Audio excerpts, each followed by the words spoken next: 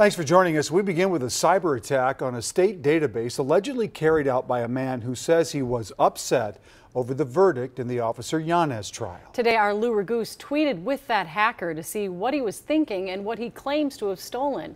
Lou?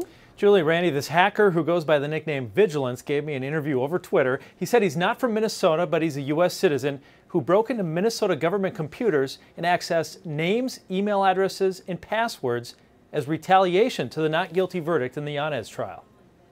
This is a serious deal. Twin Cities computer security expert Mark Lanterman says all Minnesotans should be alarmed that a hacker was able to break into 23 state databases. Using the name Vigilance, the hacker posted online some of the information he found, including names, addresses, phone numbers, email addresses, and confidential passwords.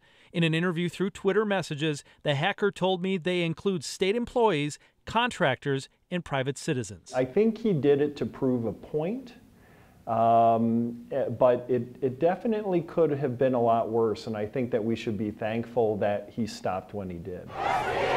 The reason he did it, the hacker said, the not guilty verdict in the Officer Jeronimo Yanez trial. It was retaliation for the verdict, he told me.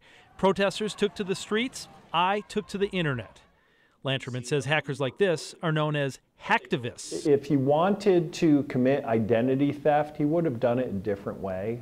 I think here he wanted to disrupt the state, prove that he could do it.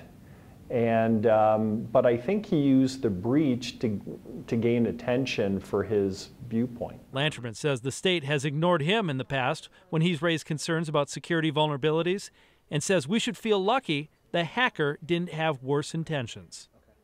And just in the last few minutes, the state finally sent a lengthy response saying the hack impacted a small portion of the state's technology infrastructure and that the email addresses and passwords belong to subscribers to old government newsletters. The state is recommending that people reset passwords and use a different password for each account.